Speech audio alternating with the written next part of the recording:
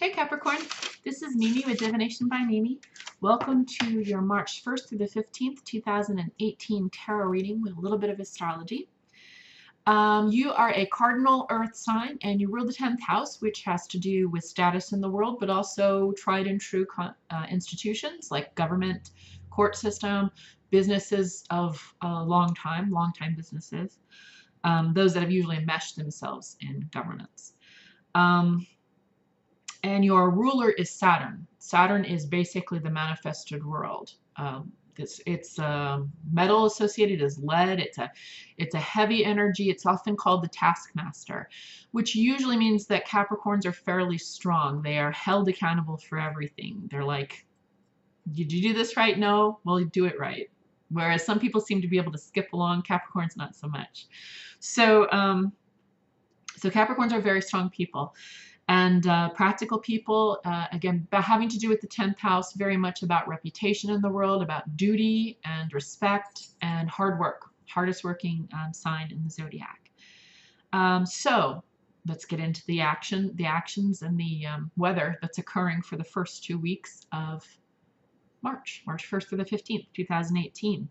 On the 1st and 2nd of March, depending upon where you live, there is a full moon in Virgo. This is a very optimistic and positive full moon, and it begs the question, what is your relationship between your mind, body, and spirit? Is there one? Do you honor all three separately? Do you honor all three together? Do you live in one area more than the other? Are you all in your head, or are you all in your body? And there's no right or wrong answers with this. So the question, or the question, yeah, that particular question is asked for the purpose of you, number one, honoring your answer, and then maybe finding out why. Okay? And there's a reason for this. The full moon being in Virgo, the 6th house, has a lot to do with the physical body. It has to do the physical body as in the hygiene of the physical body, the health of the physical body, and so on. And the idea of the Virgo or the Virgin, one who is whole unto oneself, is very related to that question of the full moon in Virgo. What does that mean? The 6th house is about the individual who is determined at this point, okay, I know that I'm me. I have an intellectual side. Sometimes people believe they have a spiritual side, and I have a physical side. I recognize that, and I am me, and I am separate from other people. Whereas its absolute opposite, the 12th house, Pisces, also a mutable energy, is about disintegration, return back to the cosmic whole, the collective soul family. So very different energies, and yet both correct. So the question is a very interesting one. Another thing about this particular full moon energy is it might illuminate some things that have been hidden. It could be related to that question, the question of the full moon, or it could be related to something else. But this energy right now, along with the other aspects occurring, might bring things to light that have long been hidden from view for you on the microcosmic level, as well as for everyone on the macrocosmic level. All right, let's get into some specifics. Your ruling planet Saturn is at home in the 10th house, which is your home. That's your house. Also, Pluto is there, Lord of the Underworld. So these are two heavy hitter, powerful outer planets, slow-moving planets. And they are, well, you can see them in Greek mythology. Saturn is, you know, the dad who eats his kids, and Pluto is the Lord of the Underworld. So kind of heavies. And they bring a structure. One of those is the structure of literally the three-dimensional world, matter. The other, that's Saturn. The other one is Pluto, brings the structure of constant change, transformation, which is the Lord of the Underworld. That is Pluto. So both are actually at home, believe it or not, in Capricorn. Now, the moon in Virgo is going to be making a trine. This is on the 1st or 2nd. It's going to be making a trine, which is a harmonious conversation with Saturn in Capricorn. And then on the 2nd, that same moon is going to be making a trine with Pluto in Capricorn. So Capricorns should be feeling productive with this energy. We love feeling, I'm Capricorn too, we love feeling productive. Our motto is I use. In other words, how can I use these things around me to produce something? It's just, again, that goes with that hard work ethic. you know, how can I use what I've got around me to actually make something of it? I don't want to waste it. I don't want to be frivolous. I want to make use of it. So that said, with this idea of considering the mind, body, and spirit and whether or not they're connected and the energy of that sixth house, this could have us looking at, okay, do we seek to transform our body, our health? And do we seek to take care, as in Saturn, of those energies or those physicalities of life? So in other words, since it is about hygiene and home, not hygiene, home, excuse me, but hygiene, health, and things like that, this might be an impetus for us to consider spring cleaning now. That's pretty much spring now. Consider purging things in our home, like decluttering that we don't need. And with Pluto, it might have us consider, you know, implementing changes in our life to improve those areas of our life. Again, this is a trine with that full moon in Virgo, with both Pluto on the 6th, on the 2nd, and then the trine with Saturn on the 1st. And again, a trine is a harmonious conversation. It's a good conversation between people that get along. So 1st and 2nd are good periods for Capricorn.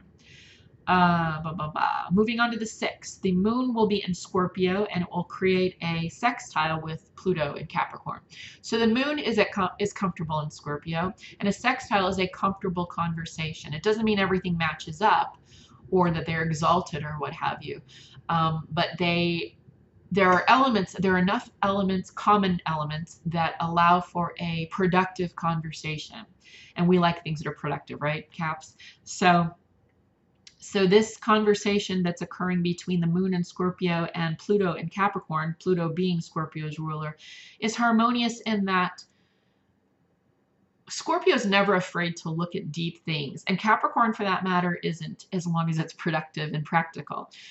So this conversation will allow that investigative, illuminating, and deep intuitive part of the moon in Scorpio with the energy that is the transformative energy in Capricorn, Pluto in Capricorn. So what I'm getting at is that we might find some things out about ourselves through dreams, through relationships reflected back to us, through some kind of archetype that's shown to us from the unconscious with that moon in Scorpio, and making a nice conversation with Pluto, the transformative energy, and Capricorn, the practical, you know, productive energy.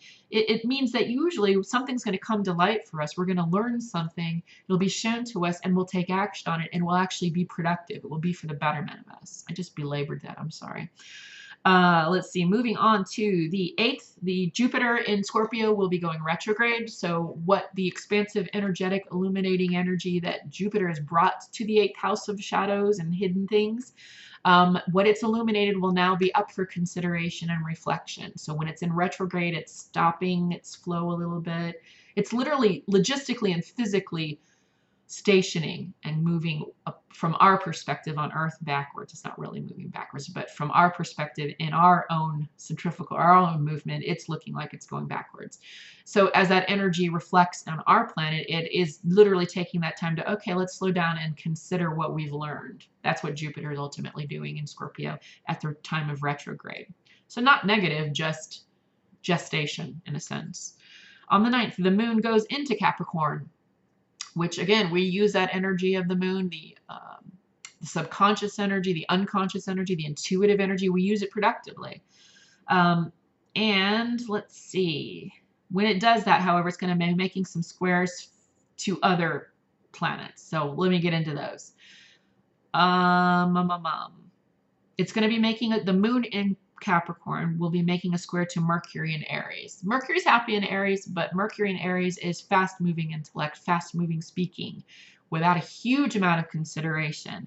And the moon in Capricorn against that could be like, when I say against that, as in a difficult conversation or a square, it could manifest itself in maybe arguments, but more gossiping, negative gossiping. Okay. Then we also have a square with that moon in Capricorn and Venus in Aries. So it might be negative gossiping as it relates to those things that Venus represents. Love, relationships, the beauty of another. So that's what makes it kind of unpleasant. I wouldn't say it's absolutely jealous. It's like envy at its core, but it can manifest itself with the communicative nature of Mercury squaring off to that moon in Capricorn about reputation. And status in the world, and then Venus in there as well. It just seems like it could manifest itself in kind of a nasty comparison, if that makes sense. Comparison, and then gossiping about that comparison with other people, their skills, their looks, their output, their productivity, what have you. So there's nothing bad with any of those energies in and of themselves, but this particular aspect is not pleasant. Let's see. Also on that day, Saturn so there's not good conversations. Capricorn in general is not going to be having great conversations with Venus in Aries at all. Saturn is also making a square to Venus in Aries. So Saturn being the three-dimensional manifested world, this is how it is. The law is based upon your beliefs. Venus in Aries is going to be really frustrated with that. And she might even flare up. Okay. And then the moon in Capricorn, will be conjunct with Saturn and with, yes, the moon in Capricorn will be conjunct with Saturn in Capricorn. Excuse me, with Saturn in Capricorn. So that restrictive energy of Saturn, which Capricorn's used to, will kind of put a damper on the free-flowing emotions. It might find that it might, it's not, I'm sorry, it's a conjunction, not a square. I apologize. The moon in Capricorn in conjunction with Saturn in Capricorn, well, yeah, it still would, because there's both energies are impacting each other. The empowerment of the unconscious meeting the empowerment of the manifested world. It seems like they're a positive and a negative that negate each other. So I can't see a whole lot being productive in that particular empowerment of those two energies. If somebody who's an astrologer or another tarot reader sees a difference there or sees another way to look at that, I'd love to hear it. But I can't imagine too much being accomplished with that aspect. That's on the 9th, by the way. So there's a lot of kind of difficult conversations with the moon in Capricorn and making squares and conjunctions with other planetary placements. The 9th may not be the best day for Cappies, for anybody really, in terms of conversation and expression of emotions, anything like that. All right. On the 10th, the moon in Capricorn is conjunct Saturn as well. But this day, it is also conjunct Pluto in Capricorn. Pluto is an investigative, he's the lord of the underworld. He's been in Capricorn for a bit, and he's kind of the investigative and transformative energy. And in Capricorn, that can mean it's illuminating and investigating the underbelly of how large systems work, like institutions. And when it's conjunct with the moon in Capricorn, this could mean that there is an emotional current, a collective emotional current, as it has to do with Pluto investigating these things. So I'm speaking specifically to Capricorn's placements and ruling planets and those planets that are in Capricorn and the placements. But this is something that's going to affect all of the signs. So when I say it's a macrocosmic situation, it will affect everyone. You might see this on the world stage, maybe more than on your personal life. I mean, in your personal life, it could manifest itself as, again, you learn something about yourself through dreams or through some archetype or through pulling a tarot card or what have you. You learn something about yourself, which that connection and empowerment with Pluto in your sign also allows you to bring about a transformation. And again, Capricorn's all about productivity. We like to use things to their best for a purpose, not for nothing. That makes sense. All right, Cap. Sorry, that was really long. Let's get into your reading. I'm going to be doing a 4-card pull based upon some situation in your life. So something that you're putting energy into, mentally, physically, spiritually, what have you. And then the second card will be a positive aspect of that. The third card will be a negative aspect of that. And the final card will be overall advice from Spirit. And I'm using the Morgan Greer, which is a Rider-Waite-Smith Rider-Waite-Smith based deck. This is for Capricorn, Cardinal, Earth, ruled by Saturn, ruler of the 10th house. Motto is I use for March 1st through the 15th, 2018. What's going on with Capricorn, March 1st through the 15th, 2018?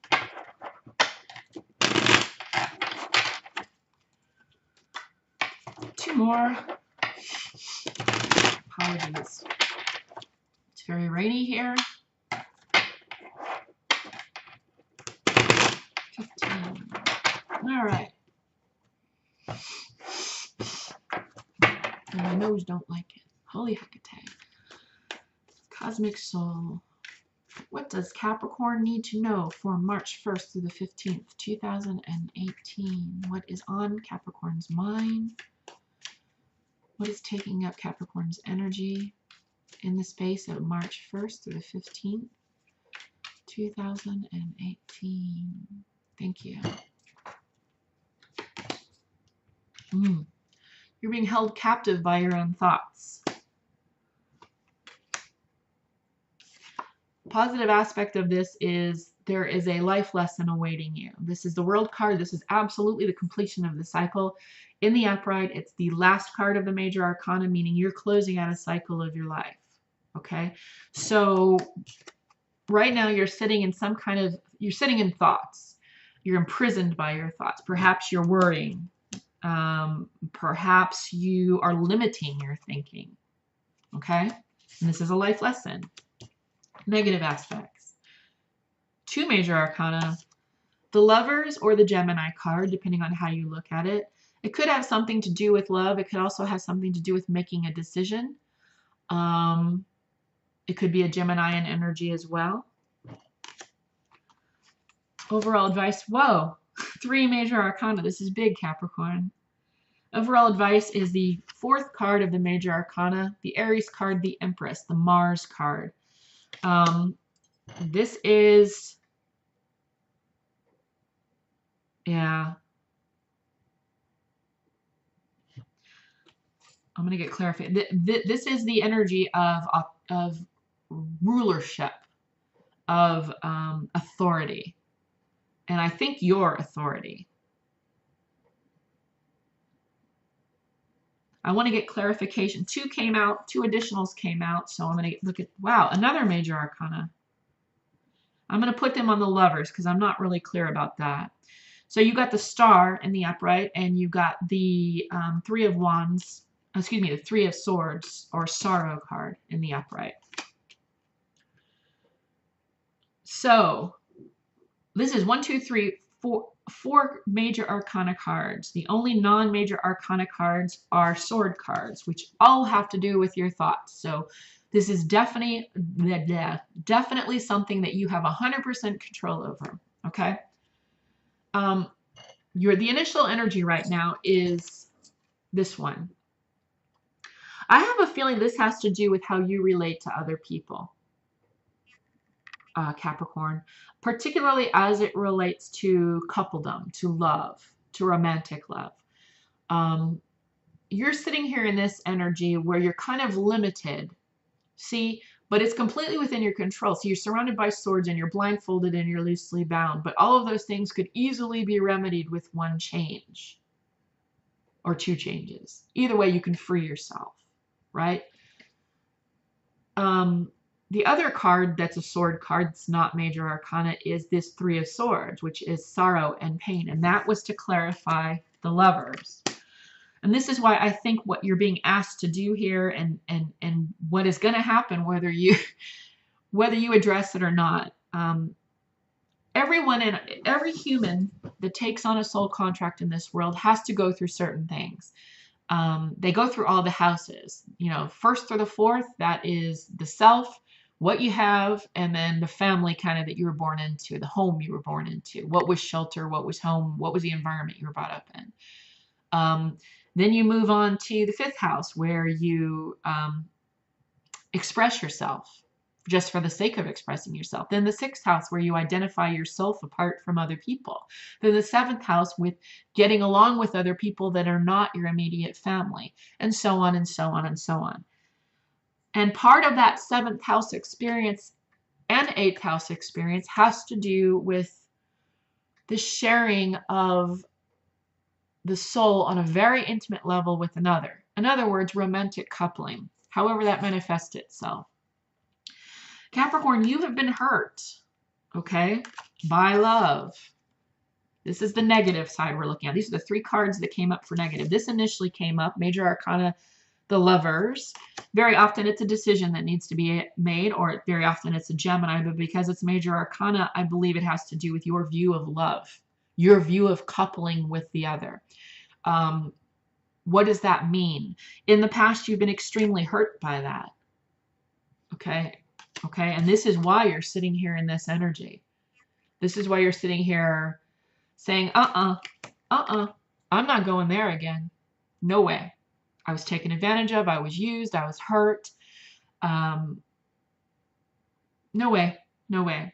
However, it's part of our process, and it's going to manifest itself one way or another. So with the clarification on this, love in the negative, the reasoning being the pain in the past, the sorrow, and the medicine being the Star card, which is very often associated with healing, and Aquarius, which is just happens to be the 11th house, the next house after our house, after the 10th house, the Capricorn house. Sorry, yours is long. So the medicine for the pain that this has caused in the past, that's keeping you here stuck, is 100% in understanding that the next step in the natal chart is the 11th house, the interconnectedness of all of us with each other. No human is an island. And part of that process, it's not just familial love, and it's not just agape love, and it is not just, what's the other kind of love I'm trying to think of? Platonic love. There is an intimacy that needs to happen, a chance that needs to be taken. It's part of the process. You've got to do it. You've got to let yourself love again. And the remedy for this pain caused by this in the past is 100% in you learning and understanding the next astrological sign after yours, the energy of this 11th house, which is the interconnectedness and need for each other.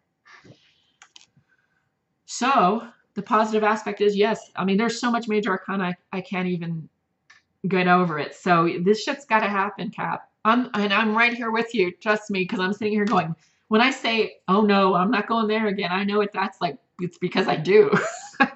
So I need to look at the 11th house along with every other Capricorn out there. There's a stubbornness that comes with being a goat. I know this from personal experience. I am one.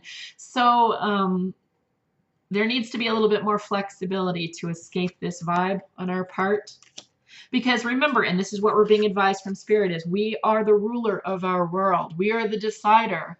We rule our world. This is our life. We share it with other people, and we have to put ourselves on the line. We have to be vulnerable.